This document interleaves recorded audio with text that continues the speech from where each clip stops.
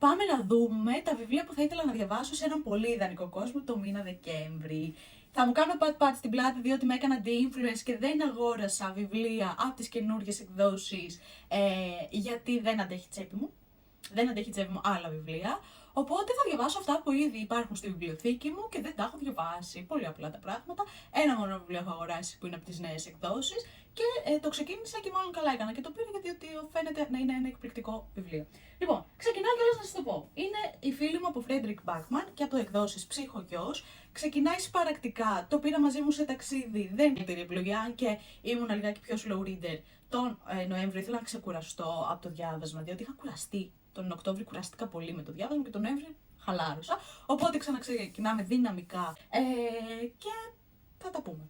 Επόμενο βιβλίο που ξεκίνησα, χαζοξεκίνησα θα πω εχθές το βράδυ, είναι το Όλα αυτά τα Χριστούγεννα έχουν ένα μυστικό του Μπέντζαμιν Στίβενσον, ένα μικρό βιβλιαράκι. 250 σελίδες, τίποτα δεν είναι.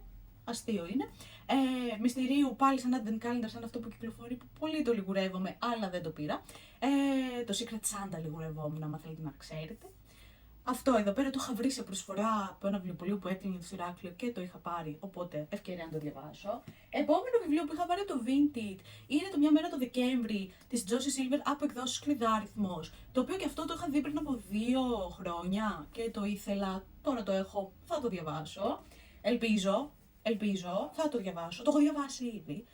Και τέλος, να σας πω και ένα fun fact. Πέρυσι έκλεισε η χρονιά με μια συγγραφέα. Έκλεισε με την Louise Penny, έκλεισε και άνοιξε όμως. Δηλαδή, το ξεκίνησα λίγο πριν το τελειώσει το 2024 και μπήκα στο 2025 και το ολοκλήρωσα το 2025.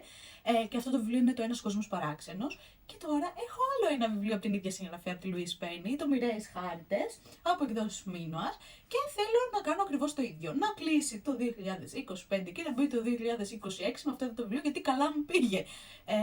Αυτό είναι μια σειρά τρυπάνης, λέγονται, είναι αστυνομικά, μυστηρίου, οπότε ελπίζω να καταφέρω να το ξεκινήσω. Και αν δεν το καταφέρω δεν πειράζει, δεν έγινε και κάτι, δεν είναι αγώνας δρόμου. Αυτά είναι τα βιβλία που θα ήθελα να διαβάσω τις φετινές γιορτινές ημέρες. Αν έχετε διαβάσει κάποια από όλα αυτά, πείτε μου στα σχόλια.